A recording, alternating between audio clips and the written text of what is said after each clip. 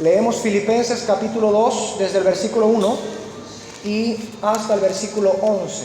En el nombre del Padre, del Hijo y del Espíritu de Dios.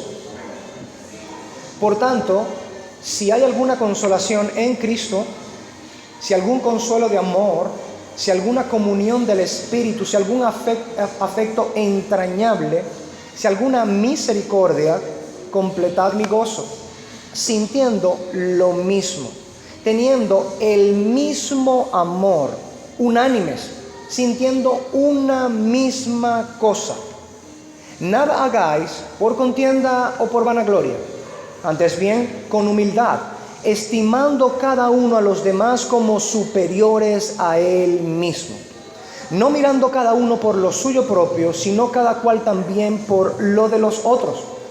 Haya pues en vosotros este sentir que hubo también en Cristo Jesús, el cual siendo en forma de Dios, no estimó el ser igual a Dios como cosa a que aferrarse, sino que se despojó a sí mismo, tomando forma de siervo, hecho semejante a los hombres, y estando en la condición de hombre, se humilló a sí mismo, haciéndose obediente hasta la muerte y muerte de cruz.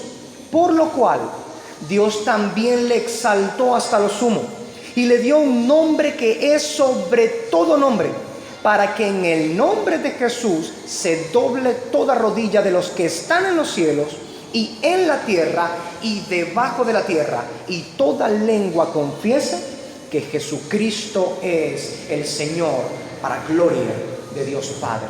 Aleluya. Amén. Amado Padre Celestial, bendito seas tú por siempre y para siempre. Amado Dios, queremos rogarte nuestras dos peticiones constantes antes de la predicación de tu palabra. Amado Padre, que concedas un corazón y un oído dócil a tu pueblo para tomar tu palabra como venida de ti. Señor, creerla en sus corazones, que sea afectada en sus corazones, amarla, Señor, dentro de ellos, pero también, por supuesto, considerarla, reflexionarla y llevar a la práctica lo que deban llevar a la práctica. Pero también te rogamos, amado Padre Celestial, por mi persona, Padre, que yo pueda predicar sin desviarme a la derecha ni a la izquierda, que el sentido de las palabras de tu Santo Espíritu en tu bendita palabra pueda ser expuesto con fidelidad. Reprende mi vida, que ninguna elucubración humana tome lugar o tome placer en medio nuestro, sino que la exposición de tu palabra sea hecha en medio nuestro, que la luz de tu palabra brille con todo fulgor en medio nuestro. Tú dices en tu palabra que la exposición de ella alumbra y da entendimiento a los simples. Danos de ese entendimiento, Señor. Necesitamos sabiduría, y sabiduría de lo alto.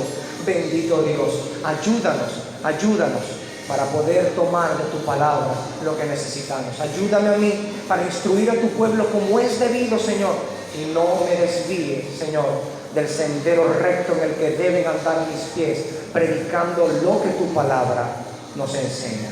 En el nombre de Cristo Jesús, nombre sobre todo nombre, a ti oramos, amado Padre Celestial, rogándote estas cosas. Si hemos hallado gracia ante tus ojos, concédenos lo que hemos pedido, Señor. Y esta es nuestra confianza, que si hemos pedido conforme a tu voluntad, tú nos concederás lo que hemos pedido. Gracias, amado Padre Celestial. Amén y amén. ¿Puede sentarse, amado hermano? Gloria a Dios. Parece que vamos a tener que subirle un poco al volumen, porque amanecieron un poco borchosos en la feria. Ellos adorando a su Señor y nosotros adorando a nuestro Señor. ¿Amén? ¿Sí? Porque los impíos también tienen un Señor. Aquí en este mundo están bajo la potestad del enemigo. Si ven, Cristo es Señor de absolutamente todo, como lo veremos hoy. Ellos están bajo la potestad del enemigo, del príncipe de la potestad del aire. Todo aquel que no ha sido regenerado en su corazón está a merced de Satanás. Y ellos, pues, por supuesto, viven su vida adorando a su Señor. Nosotros vivimos nuestra vida adorando a nuestro Señor, porque Cristo es nuestra vida. Así que evidentemente vamos a adorar al Señor por siempre y para siempre. Y al partir de esta vida, pues seguiremos en la vida eterna, adorando también al Señor, hasta la consumación del reino de Cristo en esta tierra, y vendremos acá a adorar al Señor también en una tierra restaurada, como el Señor promete. Bendito sea el buen Dios. Amén. Bien, en nuestra exposición hemos llegado hasta el versículo 9, ¿ok? Permítame darle una breve introducción, apenas unos 2 minutos, de lo que hemos visto en la última exposición de Filipenses capítulo 2. Estuvimos exponiendo del versículo 5 y hasta el versículo 8. Y en los textos expuestos en la última enseñanza de esta carta de Pablo a los Filipenses, vimos la asombrosa doctrina de la humillación de Cristo, ¿cierto? Vimos con cuánta profundidad la Escritura nos muestra la importancia de esta doctrina. Pero para Pablo no era algo meramente teórico, sino que esto que estaba hablando procuraba él no solo impresionar las mentes y pensamientos de los filipenses, sino afectarlos espiritualmente también, de tal modo que ellos pudieran ponerse a practicar lo que se les estaba enseñando, que de la teoría pasara a la práctica. Pablo era un hombre bastante práctico, no era solamente correcta teológica y teóricamente hablando, sino que él también era correcto en su práctica. No era solamente un hombre ortodoxo, era también un hombre de ortopraxis, de una práctica correcta, ¿ok? Y ni hablar, por supuesto, como hemos visto en Filipenses capítulo 1, de sus afectos. Era hombre de ortopatía también. Lo cierto entonces es que él utiliza este ejemplo de la doctrina de la humillación de Cristo, porque en el contexto en el que él viene hablando, le pide a los filipenses que sientan una misma cosa, que tengan un mismo sentir, que se unifiquen, que sean humildes, que sean sencillos, que sean solícitos en su servicio y que puedan agradar al Señor haciendo estas cosas.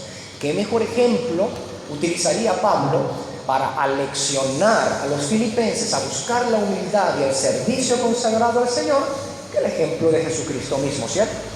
Al mostrar entonces el ejemplo de la humillación de Cristo, Pablo está proponiéndose guiar a los filipenses a la misma humildad que tuvo Cristo en su servicio abnegado de humildad y solicitud al Señor. Ese es el propósito que tuvo Pablo en esos versículos. A continuación, el apóstol Pablo continúa mostrando el resto del camino en la obra y carácter de Jesucristo. Porque Jesucristo no solamente se fue humillando él mismo hasta llegar hasta lo más bajo de la muerte, sino que también fue exaltado. Y ese va a ser el punto de estos 3 versículos que nosotros vamos a estar estudiando en su detalle, ¿ok? Este es el punto. Pablo quiere que los filipenses imiten el carácter de Cristo. ¿Por qué? Cristo se desprendió de su gloria, de su realeza. Él era rico y se hizo pobre. Estaba lleno de esplendor y gloria celeste y vino a vestirse de nuestros harapos carnales, de nuestra carne, de nuestro cuerpo. Como tabernáculo moró en medio nuestro. Así que entonces Pablo quiere que los filipenses sigan el ejemplo de Cristo y que puedan servir con la misma solicitud y humildad que Cristo. Entonces Pablo se adelanta a mostrarles qué es lo que ocurre cuando los hermanos sirven con la misma solicitud y humildad que Cristo lo hizo. Dado que Cristo se humilló y luego fue exaltado, el propósito de Pablo con estos 3 versículos es mostrarle que todos aquellos que sirven con solicitud y humildad, verdadera humildad, en Cristo Jesús, ellos serán exaltados junto con el Señor Jesucristo. ¿Amén, hermanos? Bien. Así entonces el apóstol Pablo continúa en su exposición en el versículo 9 diciendo: por lo cual Dios también le exaltó hasta lo sumo y le dio un nombre que es sobre todo nombre. Vamos a detenernos en el primer texto, por supuesto. La primera sentencia que vamos a estar escudriñando es: por lo cual Dios también le exaltó hasta lo sumo. Ha de entenderse que la expresión aquí utilizada por Pablo es muy adecuada al contexto de lo ya descrito por Pablo, porque él ha mostrado que Jesús se ha desprendido de su gloria celestial y se ha humillado hasta el fondo del abismo de la muerte. Y ahora procede inmediatamente a mostrar lo que ha sucedido con Jesús luego de su profunda humillación, es decir, una súper altísima exaltación. Ahora, antes de continuar con esta sentencia, es importante notar que en Jesús se cumple aquello mismo que Él anunciaba y predicaba. Nuestro Señor Jesucristo, en el Evangelio, y pudiera usted anotar estas citas y buscarla en su hogar, Mateo 23:12 y Lucas 14:11, una realidad que nuestro Señor Jesucristo enseñaba: que el que se enaltece será humillado, y el que se humilla será exaltado. Nuestro Señor Jesucristo enseñaba esto, pero nuestro Señor Jesucristo no vivió en contradicción con esto. De hecho, el acto mismo de que Él estuviera en medio nuestro, en medio de la tierra, en medio del ser humano, enseñándonos directamente, vestido de la carne en la que estaba, era una amplia confirmación de su enseñanza. Él se había humillado hasta la tierra. Él descendió desde los cielos, el tercer cielo vino de su gloria y majestad hacia la tierra, y estando en la tierra se humilló para servir a los mortales y a los que eran antes enemigos de Él. Así entonces, claramente, podemos ver cuando el apóstol Pablo dice que por lo cual Dios también le exaltó hasta lo sumo, concuerda con el carácter y la misión de Cristo. Porque Él se humilló y ahora Dios lo estaba exaltando. Se humilló hasta lo sumo y ahora hasta lo sumo Dios le estaba exaltando. Ahora, sigamos en nuestro texto. Vale resaltar que el vocablo utilizado por Pablo aquí, al decir por lo cual Dios también le exaltó hasta lo sumo, esta expresión aquí, le exaltó hasta lo sumo, es una sola palabra en el griego, es un solo vocablo. Pero ha de traducirse de esta manera para tratar de entender la carga que tiene dentro el vocablo. Permítame comunicarle al menos 3 conceptos de este vocablo que 3 famosos diccionarios suelen atribuirle a este vocablo. Según el Taylor, el vocablo significa literalmente, escuche, exaltar al más alto rango y poder, elevar a la majestad suprema. Creo que ahí ya nos dice bastante, nos dice suficiente: al más alto rango y poder, a la majestad suprema. Ya nos va diciendo que es incomparable la majestad que tiene, que la altura de su rango y poder no tienen comparación, que todos están por debajo de Él en rango y poder. El diccionario Helps define de esta manera: elevar más allá, hacer extremadamente alto. Es importantísimo también esta definición. Si bien son como casi sinónimos de lo anteriormente dicho, guarda especial interés al decir hacer extremadamente alto. Y por último quisiera utilizar la famosa Strong. La concordancia Strong puntúa de esta manera: exaltar desmesuradamente. Wow. Exaltar desmesuradamente. Es decir, ¿qué significa desmesuradamente? Sin mesura, sin cuidado y sin medida. Se pasó, fue para allá, de largo, nadie lo alcanzó, a más allá de toda medida. Entonces, lo que tenemos a base de estos 3 diccionarios en el significado de este vocablo, cuando Pablo dice por lo cual Dios también le exaltó hasta lo sumo, es que Dios ha levantado a Jesucristo, exaltado, enaltecido a Jesucristo de tal manera que ha llegado al tope del poder y rango supremos, que ha llegado al tope de la majestad altísima, que ha sido extremadamente levantado de tal suerte que nadie se compara a Él. Ahora, ¿cuál es el punto de Pablo? Es muy claro. Básicamente, viendo desde el 5 y hasta acá, vemos que Jesús se humilló de una forma sin igual. Y ahora en este texto vemos que el Señor lo exaltó de una forma sin igual. Como Cristo se humilló hasta lo sumo, Dios lo exaltó hasta lo sumo.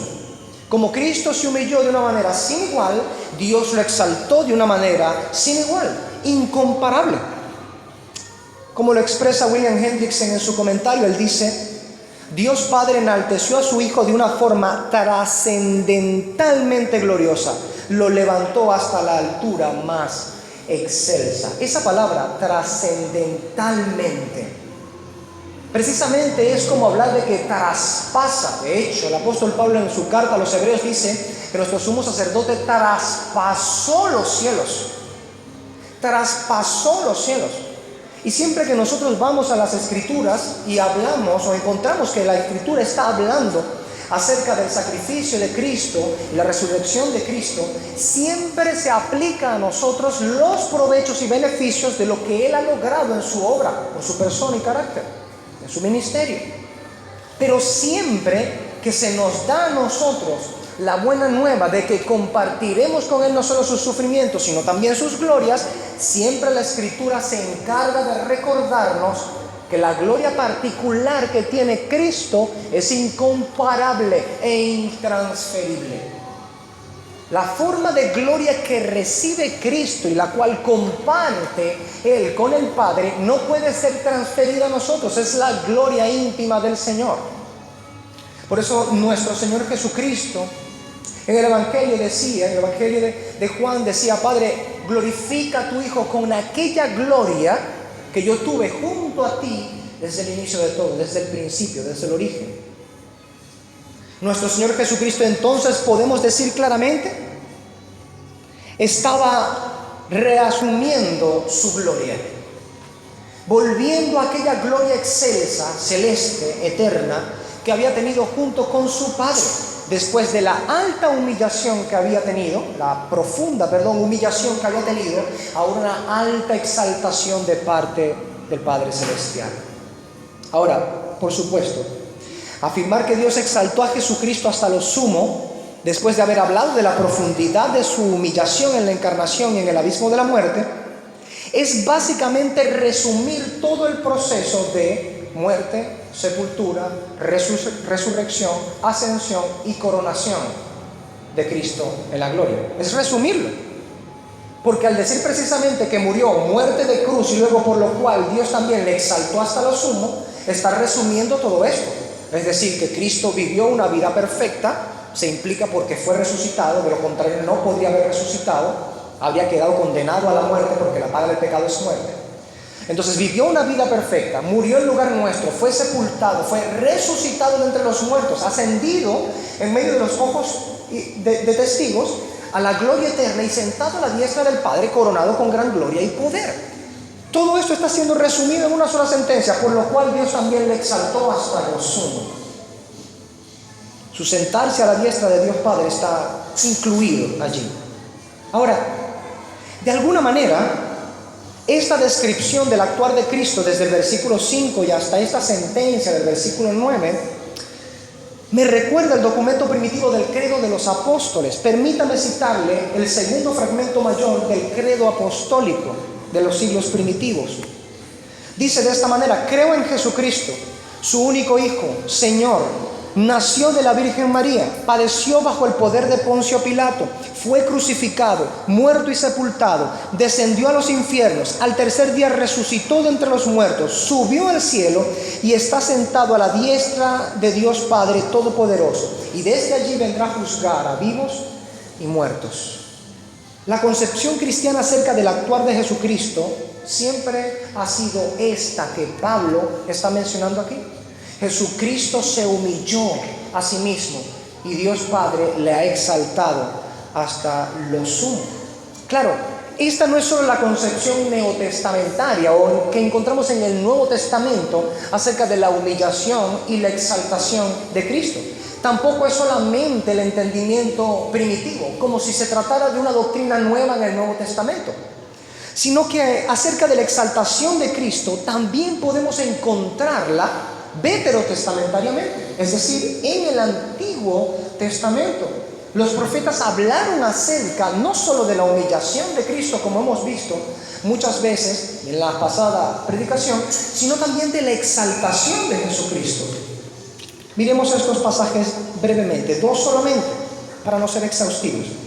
Isaías 52:13 dice: he aquí mi siervo prosperará, será enaltecido, levantado y en gran manera exaltado. Note, digamos, pudiera decirse el contraste. He aquí mi ¿qué? Mi siervo. ¿Qué hace un siervo? Pues se agacha, se humilla y sirve. Aquí está hablando, este es el preámbulo al famoso capítulo de los sufrimientos del Mesías en el 53. de Isaías. Y está hablando precisamente de ese siervo sufriente del 53. Está diciendo que él será enaltecido, que será levantado, que será en gran manera exaltado. Isaías 52:13. Miremos lo que dice Isaías 53:12. Un capítulo más adelante dice: por tanto, es decir, por causa de la humillación que él va a llevar a cabo, estaba profetizando Isaías, por tanto, yo le daré parte con los grandes y con los fuertes repartirá despojos, porque derramó su alma hasta la muerte y con los transgresores fue contado, llevando él el pecado de muchos e intercediendo por los transgresores. No puede verse más claro. Cuando el apóstol Pablo dice entonces, por lo cual Dios también le exaltó hasta lo sumo, se entiende claramente que al decir por lo cual hace referencia a la recién descrita humillación. Es como si la mente de Pablo hubiera estado pensando en estos dos textos que tenemos a la mano. Él sería en gran manera exaltado. ¿Por cuál razón? Porque él había sido profundamente humillado, se humilló a sí mismo, tomó parte entre los muertos por causa de llevar el pecado de muchos y de haber intercedido por los transgresores. Eso es hermoso. Ahora Pablo continúa en su exposición diciendo, por lo cual Dios también le exaltó hasta lo sumo y le dio un nombre que es sobre todo nombre. Y en este punto tan importante, vale acotar que el propósito del apóstol Pablo es una espada de dos buenos filos. Con esto, al decir, le dio un nombre que es sobre todo nombre, tiene dos propósitos aquí. Por un lado, exaltar la supereminente grandeza de Jesucristo, como él suele hacer en sus cartas, y que es, por supuesto, muy rica y deliciosa toda doxología que encontramos en la pluma y letra del apóstol Pablo en sus cartas. Pero también, por otro lado, usarlo de ejemplo para aleccionar a los filipenses. ¿Haciendo qué cosa? Llamando a seguir ese ejemplo de Jesucristo. ¿Cómo? Humillándose como Cristo se humilló en humildad para servir a otros, con el fin de alcanzar la gloria, así como Cristo también alcanzó la gloria. ¿Se entiende?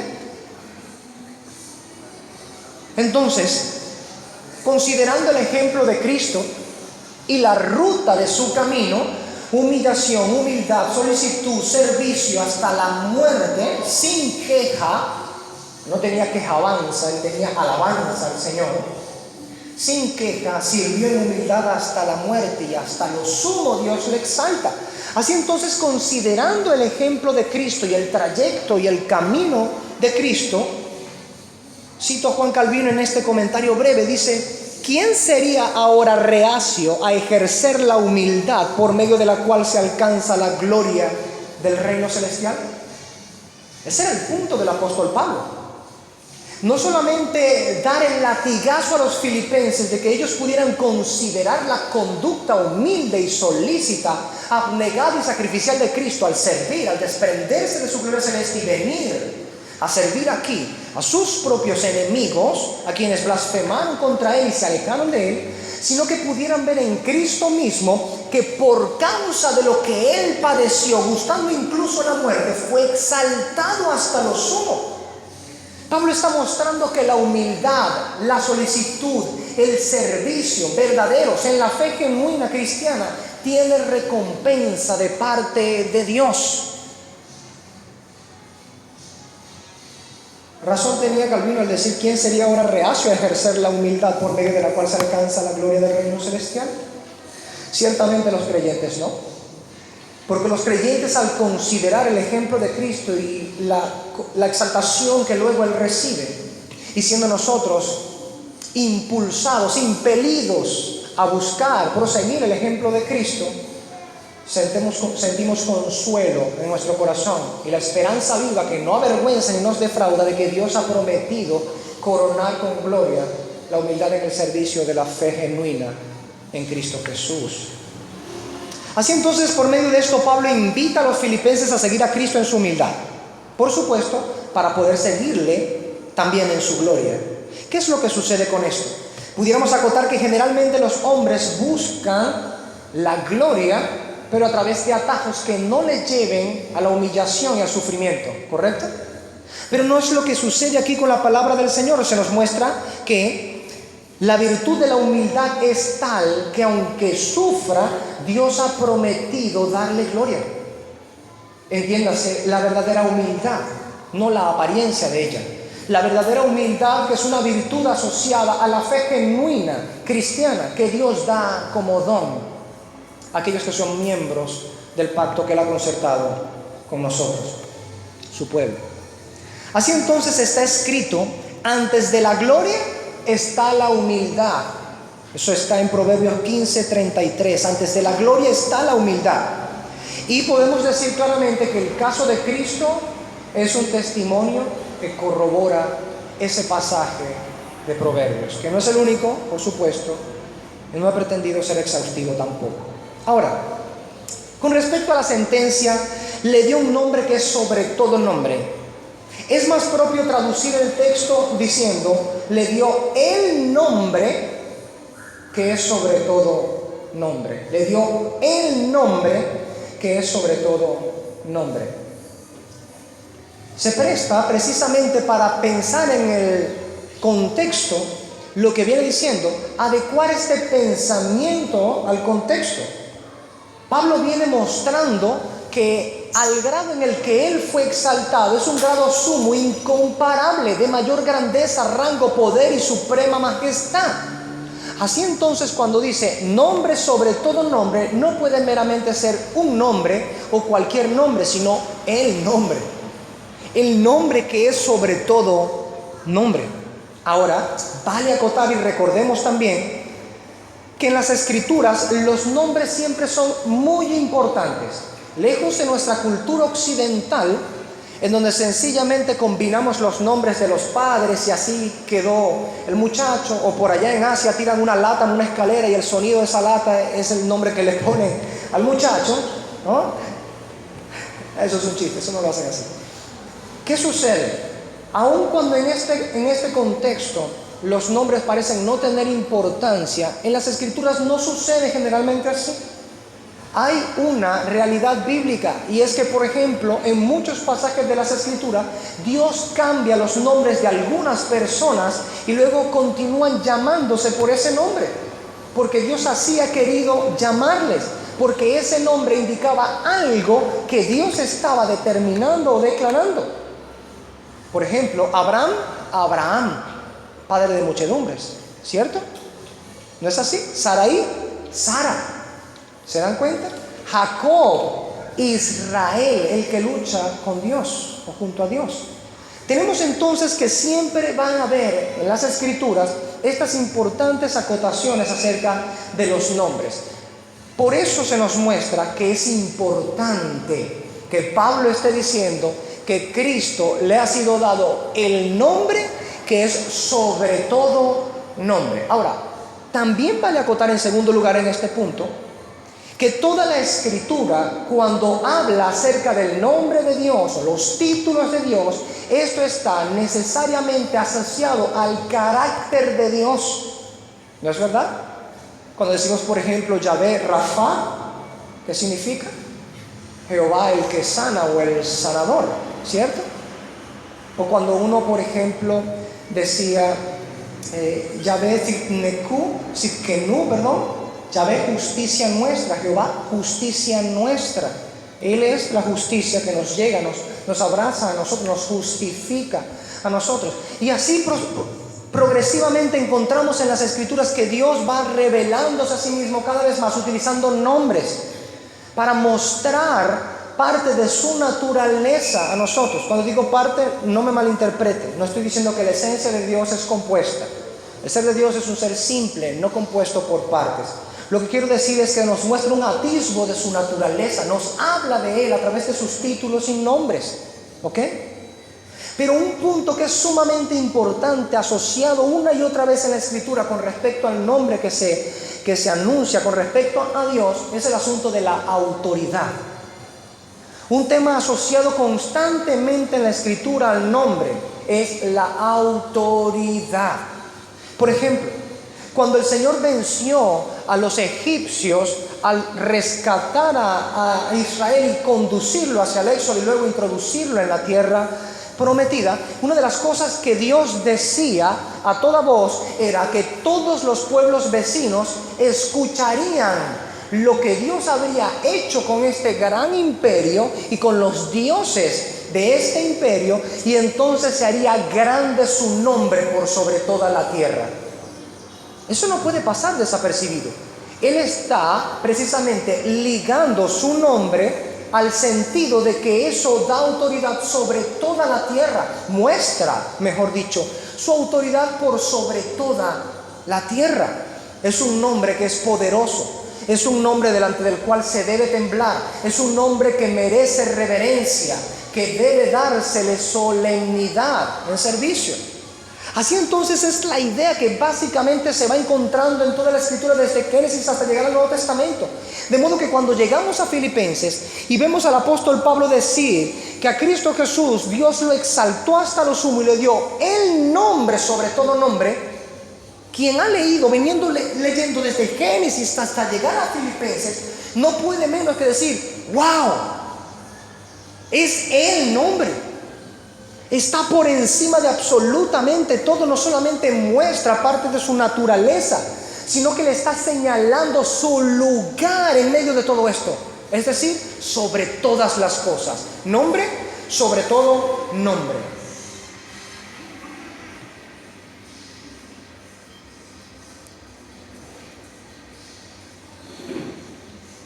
Pablo está mostrando que este nombre es único, que ninguna cosa creada, ni en los cielos, ni en la tierra, ni debajo de la tierra lo tiene. Y así está afirmando que en la superexaltación de Jesucristo se le ha dado una autoridad suprema sobre todo el universo creado. Ahora, referirse así de Jesucristo es muy usual en el apóstol Pablo, quien suele exaltarle constantemente, y sobre todo en esas hermosas doxologías que recién hemos considerado también.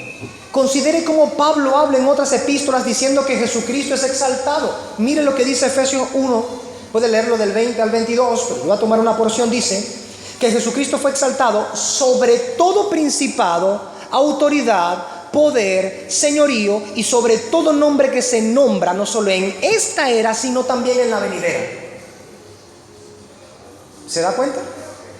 Exaltado sobre todo poder, autoridad, potestad, sobre todo nombre que se nombra en esta era y en la venidera.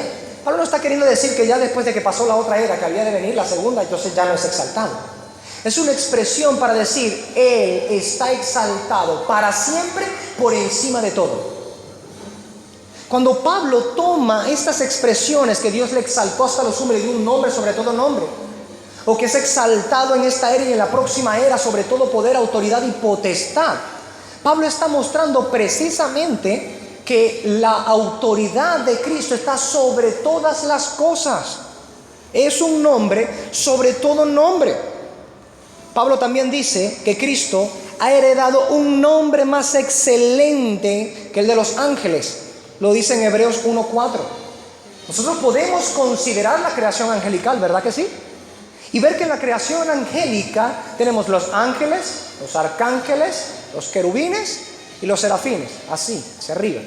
Y los querubines y los serafines, hacia arriba, los más cercanos al Señor, aquellos que vuelan con 3 pares de alas. Bueno, 2 vuelan, 2 se tapan el rostro y 2 los pies, mientras claman día y noche: santo, santo, santo es Yahvé de los ejércitos, toda la tierra está llena de la gloria de su nombre. ¿Qué tenemos entonces aquí? Que el Señor Jesucristo tiene un nombre mucho más excelente incluso que las criaturas angélicas, aquellas que generalmente son presentadas en las Escrituras y que dejan pasmados a los hombres que ven o presencian esas visiones. Si vamos a las Escrituras, si vamos al libro de Ezequiel, encontramos que cuando se le presentan a Ezequiel, Ezequiel queda aterrado de lo que ve, del poder, de la majestuosidad y en un caso incluso hasta horrible que eran, llenas de ojos por dentro y por fuera. Es algo que pasma y es tan lleno de poder, ¿no? Lleno de poder. encontramos que solamente el arcángel, cuando disputaba con Satanás por el cuerpo de Moisés, le dijo: el Señor te reprenda. Podemos estar seguros que el arcángel venció, y ese es el arcángel. Él venció a Satanás. ¿Qué dejará de los querubines y los serafines? ¿Qué dejará del poder de Dios mismo? Así entonces, Cristo ha heredado un nombre más excelente que todos ellos, Hebreos 1:4. O también que Cristo es la cabeza sobre todo poder y autoridad. Lo tenemos ahí en Colosenses capítulo 2, versículo 10. La epístola de Colosenses es una epístola hermosa, está en la lista de exposición a nuestra iglesia. Sobre todo poder y autoridad, es la cabeza. ¿Qué significa eso? Está arriba, majestad suprema, último rango y poder. Nada se compara a Él, nada comparte este nivel o lugar de autoridad. Está por encima de todo nombre, sobre todo nombre.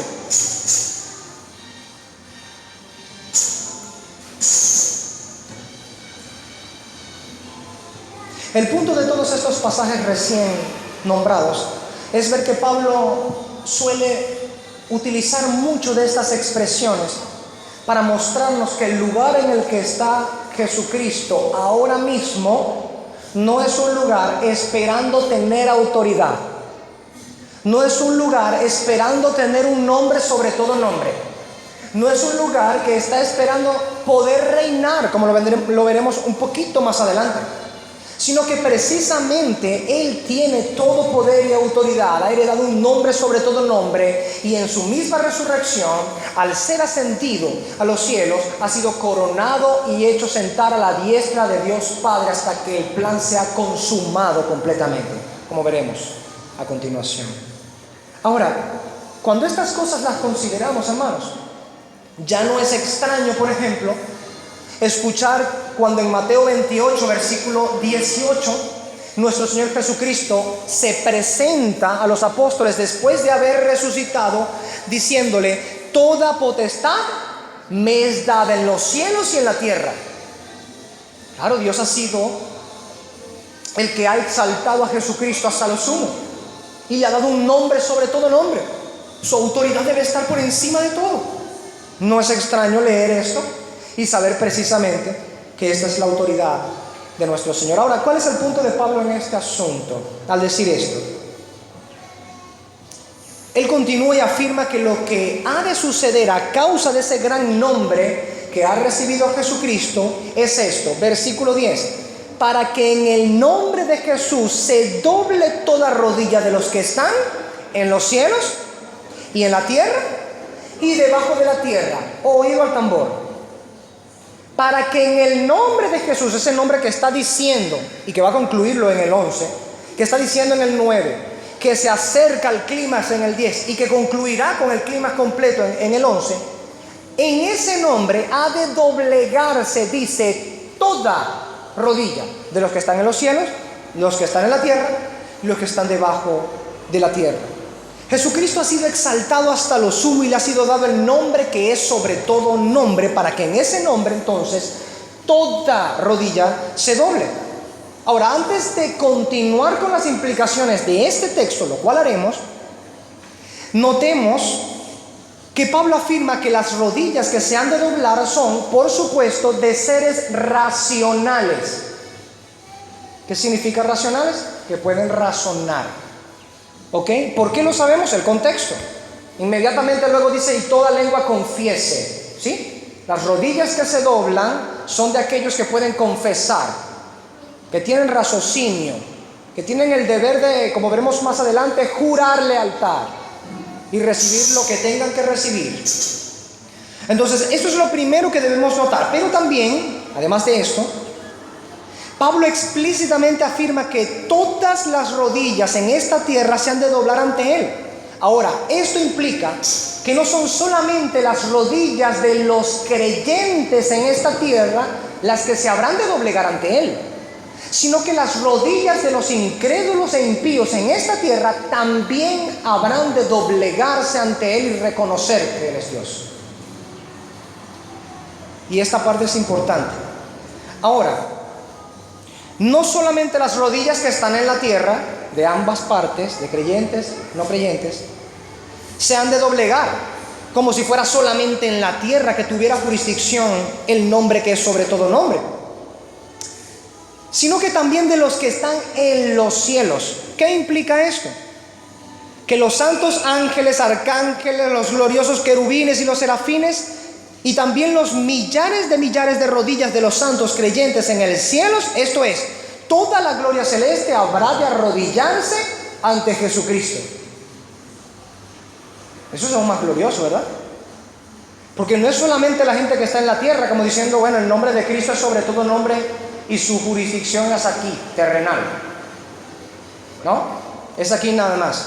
No, en los cielos, toda rodilla de todo ser racional habrá de doblegarse ante Jesucristo. Toda la gloria celeste se inclina ante Él. Miremos, por ejemplo, si alguien piensa, eso es como un poco raro. Miremos el libro de Apocalipsis. ¿Qué es lo que sucede cuando nos habla la Escritura acerca de los 24 ancianos y la muchedumbre incontable? ¿Qué hacen ellos, los 24 ancianos? Que representa, por cierto, a la iglesia en el reino de los cielos. Se inclinan y arrojan las coronas delante de Él. Todos han de inclinarse ante Él, de dar la rodilla contra la tierra. Ah, qué importante aclaración. Valga nuestro contexto. Delante de este sí es rodilla en tierra.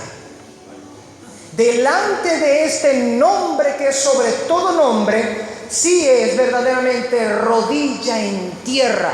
Todos y cada uno de los que pertenecen a la creación, visible o invisible.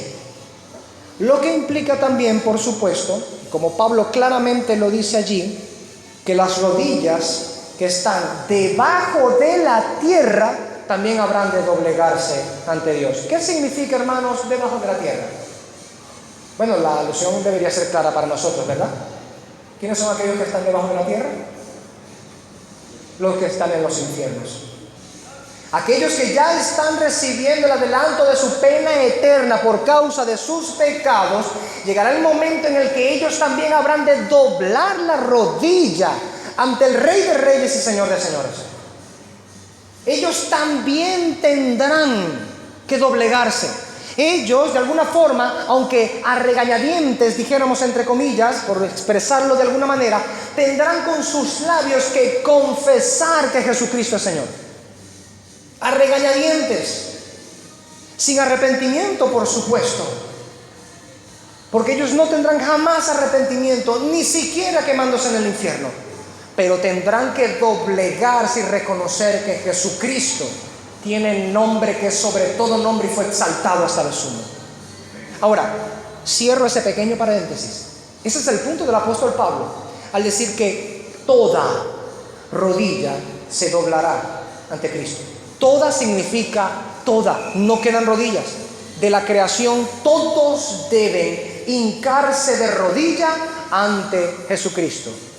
Vale acotar, por si alguno se le va la mente hacia un lugar en donde no debiera, que cuando dice que todos se hincarán, o cuando digo que todos se hincarán y toda rodilla se doblegará, y es lo que Pablo dice allí, se exceptúa, por supuesto, aquel que le dio el nombre, que es sobre todo nombre, ¿ok? Pablo mismo también lo exceptúa en 1 Corintios 15, 27. 1 Corintios 15, 27. Se exceptúa aquel que le dio el nombre sobre todo nombre. Hablamos de todos los seres creados, ¿ok? Hablamos de las criaturas. Hablamos de las criaturas. Todas ellas se hincarán de rodillas, incluyendo el inframundo. Como está escrito, Isaías 45, 23. He jurado por mi propio nombre. He dicho la verdad y no faltaré a mi palabra. Toda rodilla se doblará ante mí y toda lengua me confesará su lealtad. Isaías 45, 23. Note que ahí es Dios quien está hablando, ¿cierto? Es Dios quien está hablando diciendo toda rodilla se doblará ante mí. Ahora vemos a Pablo diciendo que delante de Jesucristo toda rodilla se doblará y confesarán, jurarán lealtad a Él.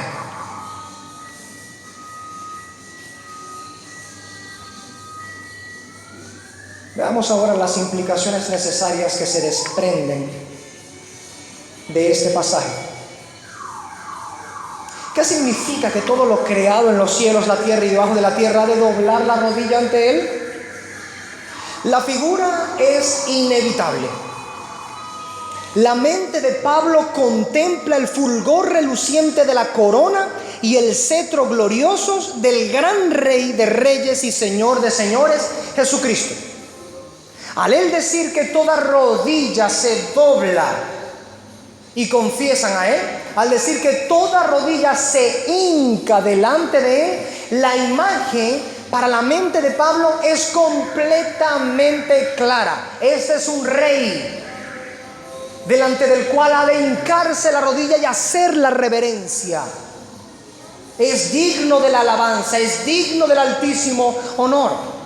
Y no podía esperarse menos para la concepción del apóstol Pablo. No es solo que él tiene su mente gobernada por pasajes como el de Isaías 45 que recién citamos, en donde Dios mismo dice que ante Él toda rodilla se doblegará y confesarán hacia Él. No es solamente que la mente de Pablo está llena de pasajes como estos y lo vemos por doquier, sino que él también en su contexto entiende esto muy claramente. ¿Por qué? En Occidente nosotros generalmente no vamos a ver, gracias a Dios hemos sentido, que la gente se esté inclinando y arrodillando delante de los presidentes, ¿cierto? Pero para el contexto del apóstol Pablo, generalmente las personas delante de la majestad de un rey terreno tenían que hincarse de rodillas y presentar la reverencia y alabar la majestad del gran rey. Oh Dios, para siempre viva y Dios aumente tu favor. Y vamos a encontrar incluso en las Escrituras que esta forma de reverencia y de respeto y de reconocimiento a la autoridad de un rey se encontraba allí. Así que en la mente del apóstol Pablo no puede haber otra cosa que si un rey en esta tierra merece respeto, cuánto mayor respeto, reverencia, solemnidad requiera que aquel nombre que es sobre todo nombre y del cual se desprende toda forma de autoridad en esta tierra. Ese es el punto. Fue exaltado hasta lo sumo y le fue dado un nombre que es sobre todo nombre, para que en ese nombre se doble toda rodilla de los que están en los cielos, en la tierra y debajo de la tierra, en el inframundo. No se hinca la rodilla de todo lo creado delante de un don nadie, no. Mas si el universo entero, lo visible e invisible, si los tronos, los imperios, los principados y potestades de todo tipo y rango deben rendir reverencia de rodillas a Jesucristo, entonces este verdaderamente es el incomparable e inigualable Rey de reyes y Señor de señores. Es importante que veamos ya que cuando Pablo dice que fue exaltado y le fue dado un nombre sobre todo nombre y toda rodilla ha de doblarse, este es el Rey. Ese Rey ungido que fue prometido. Salmo capítulo 2. Lo veremos un poco más adelante también dentro de los textos. Tal debe ser nuestra certeza en este punto, hermanos, que tan claro como Pablo procuraba que esto fuera para los filipenses, así de claro debe serlo para nosotros. Jesucristo es el Rey delante del cual toda rodilla debe doblarse. ¿Y acaso no es esto lo que todo el Nuevo Testamento proclama una y otra vez? Que Él fue exaltado al cielo y sentado a la diestra del Padre y reina con gran poder y autoridad. Con toda razón está escrito de Él en Apocalipsis 1:5, Él es el soberano de los reyes de la tierra. ¿Se da cuenta? ¿Quién es el soberano de los reyes de la tierra? Jesús. ¿Cómo puede ser Jesús el soberano de los reyes de la tierra sin ser rey Él mismo? Y también escrito está: en su manto y en su muslo tiene un nombre escrito, Rey de reyes y Señor de señores. Apocalipsis 19:16. ¿Cómo puede ser el Rey de reyes si Él no es un rey para estar por encima de los reyes? ¿Cómo puede ejercer señorío sobre los señores de cualquier rango y poder, si Él no es Señor sobre ellos?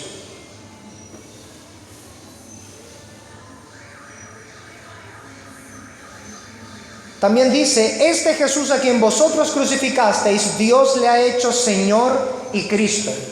Hechos 2:36. También que Él es Señor de todos. Hechos 10:36.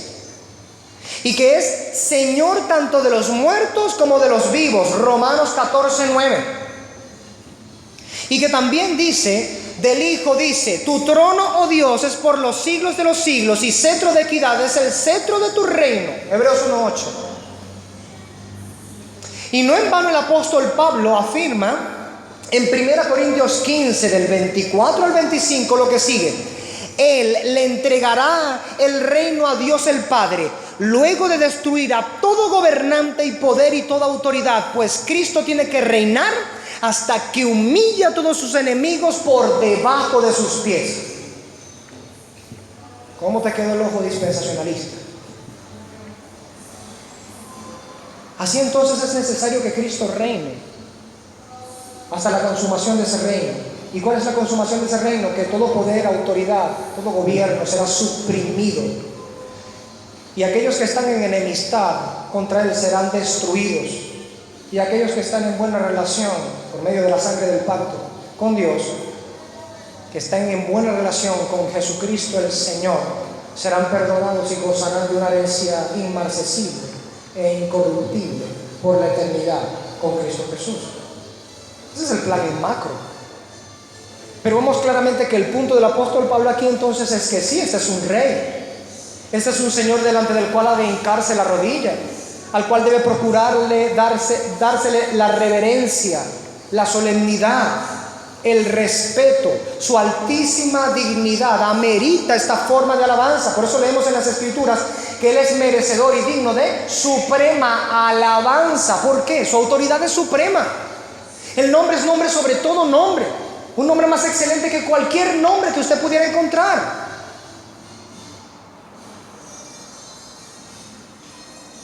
¿No vemos con todo esto que es necesario que toda rodilla se doble ante Jesucristo? Porque es un Rey y Señor incomparablemente exaltado. Ahora, ¿no anunciaba esto también el Antiguo Testamento que así habría de suceder? Vamos al Antiguo Testamento. Salmo 110, del 1 al 2. Escrito está, dice el Señor a mi Señor, siéntate a mi diestra, hasta que ponga a tus enemigos por estrado de tus pies. El Señor extenderá desde Sión tu poderoso cetro, diciendo, domina en medio de tus enemigos. Eso se refiere a Jesucristo, hermano. Este pasaje se refiere a Jesucristo. Y lo sabemos también porque el Nuevo Testamento lo aplica a Él. Recién leímos en Hebreos que Pablo lo adjudica a Jesucristo. Tu trono, oh Dios, es trono. Tu cetro, oh Dios, es cetro de justicia, trono de verdad, de dominio. Salmos 2, todo el capítulo, pero leemos desde el 6 hasta el 12 y dice, yo mismo, dice el Padre Celestial, yo mismo he ungido a mi Rey sobre Sión, mi santo monte. Yo promulgaré el decreto. Yahvé me ha dicho, mi hijo eres tú, yo te he engendrado hoy. Pídeme y te daré por herencia las naciones y como posesión tuya los confines de la tierra. Los quebrantarás con cetro de hierro, los desmenuzarás como vasija de alfarero. Ahora pues, oh reyes, actuad sabiamente, admitid amonestación, jueces de la tierra, servid a Yahvé con temor y regocijaos con temblor. Besad los pies al Hijo, no sea que se irrite y perezcáis en el camino, pues de repente se inflama su ira. Cuán bienaventurados son todos los que se refugian en Él. ¡Wow! Esto no puede ser más excelso, altísimo, glorioso. Ciertamente laudable es el Señor, merece toda alabanza, todo loor. Note cómo dice, besad los pies al Hijo. Estamos hablando del Antiguo Testamento, ¿lo notó, hermano? Todo dirigiendo hacia Cristo, la gloria de su exaltación, de su corona sobre todas las cosas. Cómo demanda que incluso los gobernantes de la tierra se sometan ante Él. Toda rodilla de doblegarse. No es que los reyes no deben inclinarse, los reyes han de inclinarse. Isaías 9 del 6 al 7. Porque un niño nos es nacido, hijo nos es dado. ¿A quién se refiere? Jesucristo. El dominio estará sobre su hombro. Y se llamará su nombre admirable, consejero, Dios fuerte, Padre eterno, príncipe de paz. Lo dilatado de su principado, o imperio algunas versiones, y la paz no tendrán fin sobre el trono de David y sobre su reino, para disponerlo y afirmarlo con la justicia y el derecho desde ahora y para siempre. El celo de Yahvé de los ejércitos hará esto. Y así lo hizo. Y está precisamente culminando esto. Vamos a Daniel capítulo 2, versículo 44. Permítanme hacerle un breve recuento de lo que sucedió en Daniel capítulo 2. El rey en Babilonia, en donde Daniel había sido exiliado o llevado cautivo para allá entre los príncipes que salieron en la segunda deportación babilónica, si mal no recuerdo. Tenía el rey, el emperador, un sueño. Y en este sueño pues había una esfinge, una estatua, perdón. Estaba una estatua cuya altura era muy grande.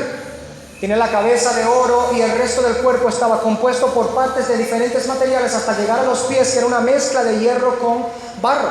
Así que empezaba con gran gloria en la cabeza, pero poco iba perdiendo el fulgor y la gloria de esa estatua hasta llegar a los pies, que no solamente no tenía la dureza y la resistencia del oro en la cabeza, sino que incluso no tenía la gloria del oro en la cabeza, sino que estaba mezclado con barro, cosa que por supuesto no solo lo afeaba, sino que debilitaba a toda la estatua, porque estaba en la base de toda la estatua.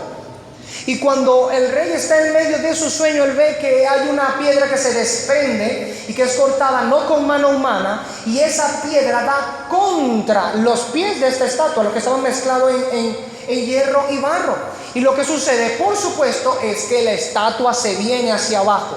Y por supuesto, de esta piedra cae a la tierra, comienza a hacerse un monte que cubre toda la tierra. ¿Aló? Un monte que termina cubriendo toda la tierra.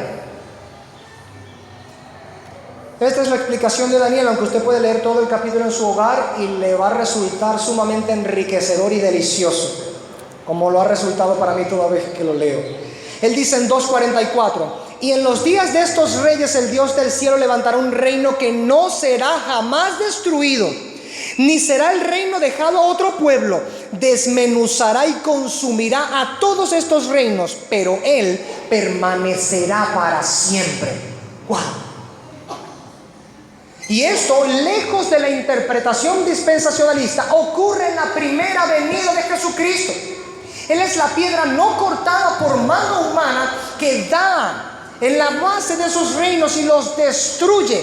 Y de él se forma un monte que cubre toda la tierra. Su reino es imparable y su pueblo participa de él. Un reino que llena toda la tierra. Este es un rey de reyes, un señor de señores, el nombre sobre todo nombre, el más exaltado hasta lo sumo. Toda rodilla debe doblegarse delante del emperador de este imperio, Jesucristo. Aleluya. Quiero considerar un último texto. Hay muchísimos, hermanos, pero quería traer estos que me han gustado muchísimo. Daniel capítulo 7. Me encanta Daniel. Cómo habla acerca del Mesías príncipe, el que tiene el principado, el potestado, a quien le ha sido dado el reino y lo ha heredado. Yo estaba pues, es Daniel 7 del 13 al 14, yo estaba pues observando durante la visión nocturna, y he aquí que venía entre las nubes del cielo uno que parecía un hijo del hombre, quien se adelantó hacia el anciano de días, y le presentaron ante él, y le dio la potestad, el honor y el reino, y todos los pueblos, tribus y lenguas le servían a él. La potestad suya es potestad eterna que no le será quitada, y su reino es indestructible. Aleluya.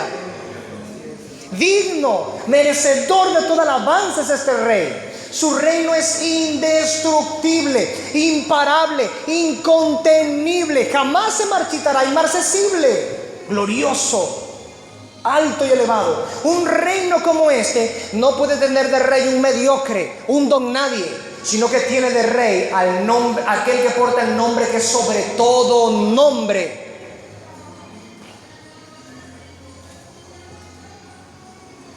Reino indestructible es el reino de nuestro Señor Jesucristo, y se expande sobre la tierra de su heredad, como prometió el Padre en Salmos 2 y otros pasajes. Ahora, considerando todos estos pasajes que claramente muestran a Jesucristo como el supremo rey de un reino que es indestructible, no puede esperarse menos que toda rodilla pues se doblegue ante Él. Pero que también, como concluye Pablo en el versículo 11, diciendo que toda lengua confiese que Jesucristo es el Señor, para gloria de Dios Padre. Todos los seres racionales existentes no solamente deben hincarse ante el Rey de Reyes, ellos incluso deben confesarle como el Señor de todo. Así sea regañadientes, como habrán muchos en aquel momento, tendrán que confesarle como el Señor de todo lo creado. Los seres angelicales en la gloria, los santos en el paraíso, los creyentes sobre la tierra estarán gozosos de confesar que Jesucristo es el Señor. Pero no solo ellos habrán de confesarle, también los demonios y espíritus inmundos tendrán que confesarle. Los impíos en esta tierra tendrán que confesarle. Los impíos atormentados en el infierno tendrán que confesarle también. Así como las rodillas de todos ellos deben doblegarse, las lenguas deben confesarle. Así sea, a regañadientes.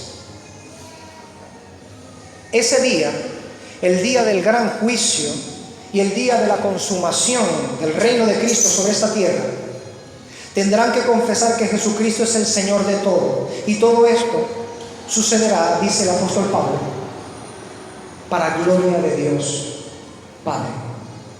¿Cuál es este gran nombre delante del cual toda rodilla se doblega? Lo que el versículo 11 dice: Jesucristo es el Señor. Jesucristo es el Señor. Hermanos, tenemos que aprender algo. En las Escrituras la palabra Señor no se utiliza con la ligereza que nosotros solemos utilizarla en nuestro tiempo. Hay gente que cuando va en oración y dice en el nombre del Señor Jesucristo, es como si fuera una fórmula mágica, una estampilla que le ponen a la carta y se la envían al Señor, y el Señor tiene la obligación de leerla porque alguien dijo en el nombre del Señor Jesucristo. Hermanos, Cristo está exaltado sobre todo y gobierna sobre todo. Está sentado a la diestra del Dios Padre.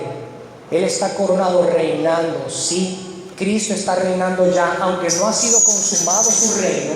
Cristo está reinando ya. Lo dice la Escritura. El apóstol Pablo dice: necesario es que Él reine hasta que ponga por estrado de sus pies a todos sus enemigos y sean destruidos.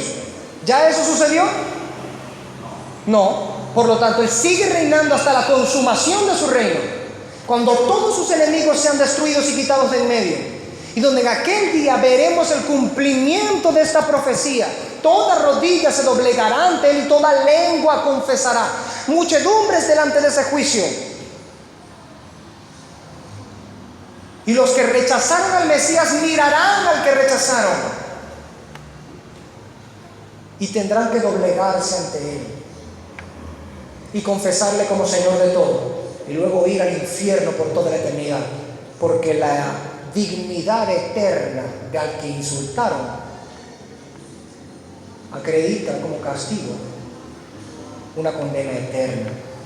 Pero aquellos que con fe se abrazaron a este Señor, entonces ellos compartirán la alabanza con Él.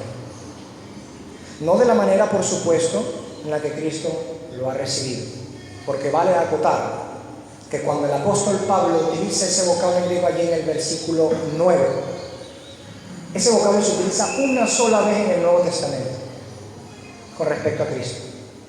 Una sola vez, una super exaltación. La forma en la que Cristo es exaltado no es la misma que nosotros, pero nosotros seremos exaltados junto con Él. ¿Se entiende? Pero Él está más allá. Él es más glorioso.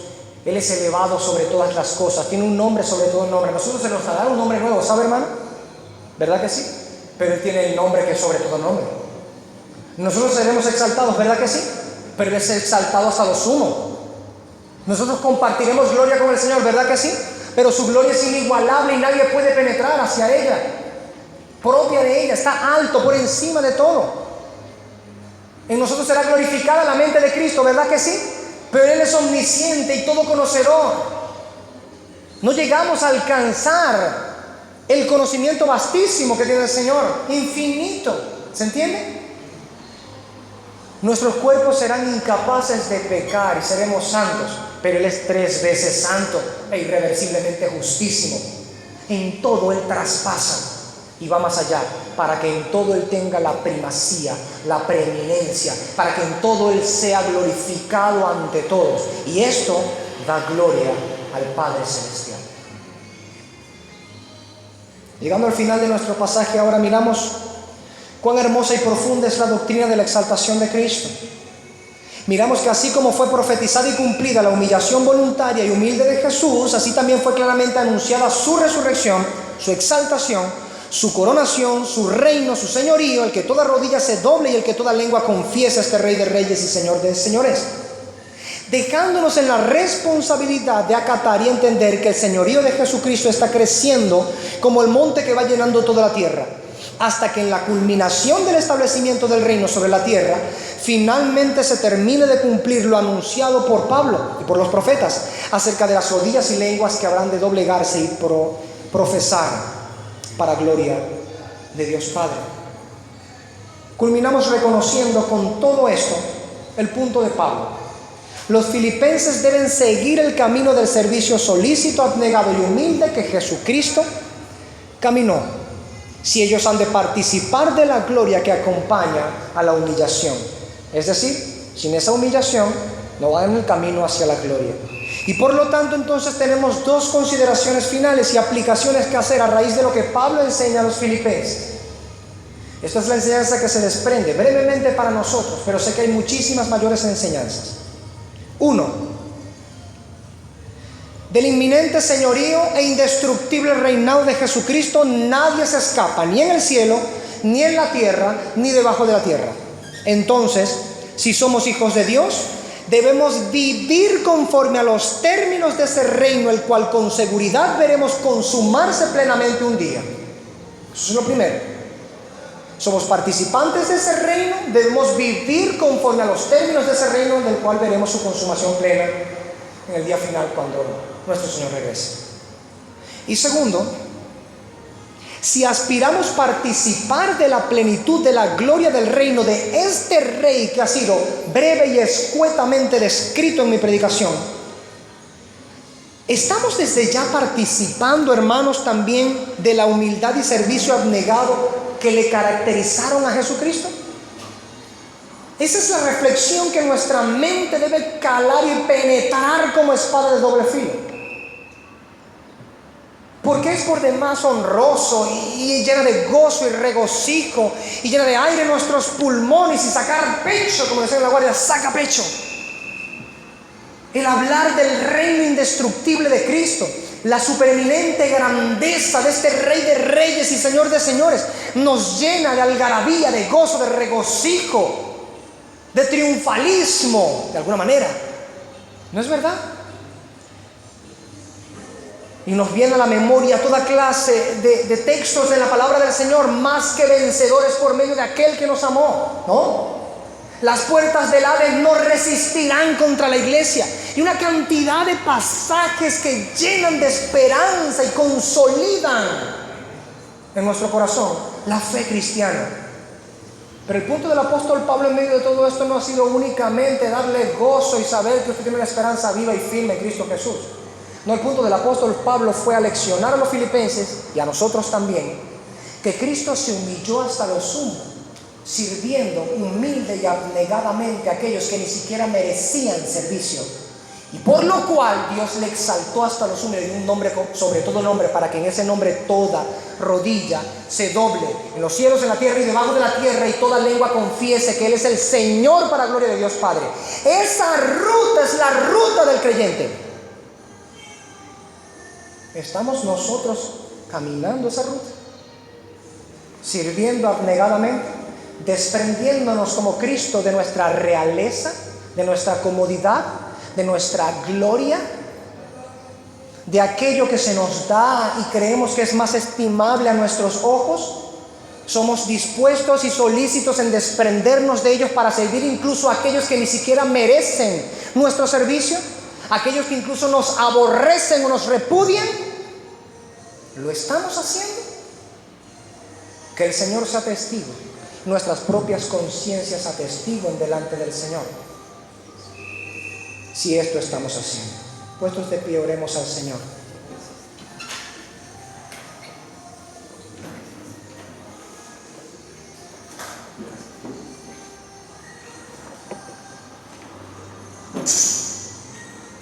Amado Padre Celestial,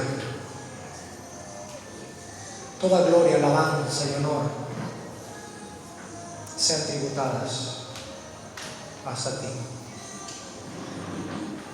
Recibe de los labios que tú has redimido a precio de sangre la alabanza. Tú eres digno y merecedor de alabanza suprema. Y la santidad es propia de tu casa, es debida a tu casa. Venos aquí, Señor. Reconocemos nuestros pecados y maldades, que en muchas ocasiones hemos echado tu ley a nuestras espaldas y hemos pecado contra ti. Hemos visto con desdén a nuestros hermanos y mucho menos hemos servido verdaderamente a aquellos en la sociedad que tienen necesidad. Nos hemos encerrado en nosotros mismos, en nuestros propios deleites, en nuestros propios planes, en nuestras propias agendas. Procuramos nuestra propia comodidad, procuramos lo nuestro, tenemos interés de lo nuestro, interés propio.